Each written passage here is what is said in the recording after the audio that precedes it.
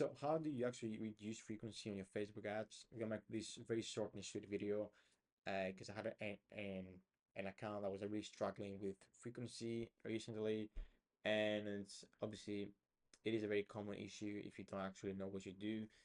And yeah, frankly, it's one of the most underlooked, I feel like, metrics, which is one of the most important for new customer acquisition. If it is like frequency is not like actually like a hard metric that is closely related, for example, to revenue or cost per purchase, but it's really closely related, but it's more indirect.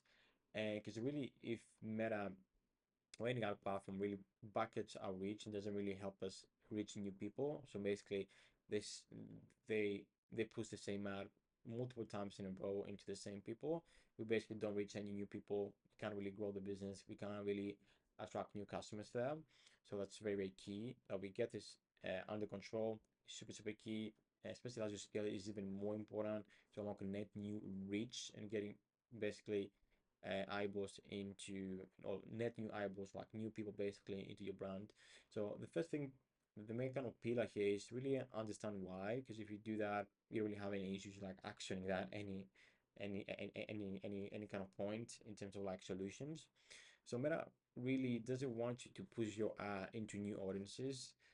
That's why frequency is high, and by frequency is high, I mean, for example, having all those top of funnel kind of campaigns, more like 3 to 4x. Obviously, it will gonna depend on your brand. Maybe if you have like a high value item, maybe higher V, maybe obviously there is that element that we need to show the ad a few times to actually make someone to purchase, but usually normal like 3, 4 frequency. And in a retarget scenario, I wouldn't do any more like 6 or 7 probably as well, because then it kind of depends obviously, but at the same time we don't want to get people annoyed here. So Meta doesn't really want you to push the ad into new people, which means something not really resonating with our creative. It's not really engaging. People are not really interacting with it, or they're not really showing the signs to Facebook that okay, this is a very strong creative, or this is like very engaging, and I want people to actually see that. And obviously, Meta, the number one goal and priority is to keep people on the platform. So when we don't really reward the kind of system do that, there's a lot of issues with that. And that's the kind of key thing here. We need to have a better creative. Maybe we need to speak. It's not really necessarily just from a quality perspective. Sometimes it's actually like the messaging. We need to be very nailed on our customers and what we think or what we have seen working on like what they're actually going to be interacting with. So that's one key element. And then the second is some ads, maybe have fatigue, maybe you haven't really refreshed creative into a few weeks now. So again, Meta buckets average, something is not again clicking. We have basically fatigue the audiences, and Meta doesn't think that this ad again is engaging enough to push it to even more people. So we need to refresh creative. We need to launch new creative and maybe better creative as well. And the number three is we are focusing too much on the same messaging style, like or similar style of asset, and not having enough diversification. That maybe goes, that maybe applies into more the like high level of spends. But after a point, like even if you've seen like one angle that is doing very well, and we have really just done anything that we can do with this different style of with that same style of like, for example, ad or maybe the same messaging. So for example, maybe you found a very specific static like format does very well, and you just hammer it on and just double the volume or triple the volume in that space, same statics. Like there's only a limited amount of people that will interact or engage with a specific ad and that specific static. So maybe we need to unlock video next. Maybe we need to unlock a different style of that static with the same messaging. So keep that in mind as you scale, that there is an element that we might have actually fatigued the actual messaging, and we need to start going a bit higher in the awareness phase. So getting people that are not really aware of our products. But that's really not rarely the issue, but most of the businesses really focus or maybe kind of challenged by the first 2 points here. So the key actions here, the quick actions here is to honestly launch new content. That's going to be the main issue or the main kind of quick fix here. And obviously, the ideal scenario here is just launch fresh content, net new iterations, make sure you are on top of this.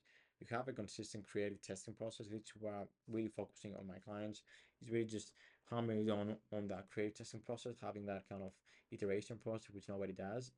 And then if you don't have that, you seem like for some reason you're not gonna get new content for say the next couple of weeks. Launch some iterations. Get your video editor to just do some different hooks, remaster up those creatives that have actually worked, rearrange clips so you can get that feel of fresh new content. Again, it's not ideal. Meta probably will think it's probably pretty much the same creative, but again, it's actually better. We're actually fitting the system with new input.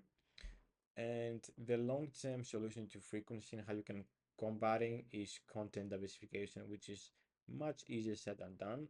But really, we need to start working on different styles of ads, plus new angles, so we can get new people to interact with our creative. It's not the same kind of old saying, basically the kind of same angle, same style.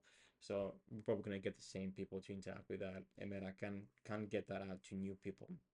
So make sure you prioritize that in your creative testing process or your creative production process. Diversify your content. Maybe you're focusing too much on video, getting some statics would be probably a good idea, or vice versa. Maybe like some different styles of videos. Maybe you focus so much on unboxing. Maybe try a kind of a person talking to the camera.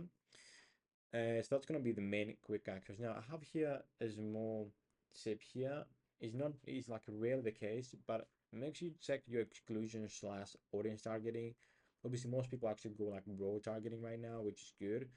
But in time and time again, I see some kind of accounts that still have like very niche interest targeting, or they have like very heavy exclusions, which again, as you scale, it makes sense. But in those initial stages, maybe excluding everyone. Obviously, even then, the kind of data pool will be very, very low. But I've seen some very complicated exclusion setups, which doesn't make sense, and sometimes kind of limits that reach in because we kind of think that we can kind of somehow manipulate the system, or at least the meta algorithm. So again, just check that. Probably won't be the case, but worth checking anyway. So that was video for today. I hope you really enjoyed it. And yeah, if you're dealing with high frequency launching content, get better creative, get more diverse creative. Really, thanks a lot. I hope that really helped. If you have more questions, feel free to click the link below, and I'm happy to audit your brand and see if there's any opportunity to scale. Thanks a lot.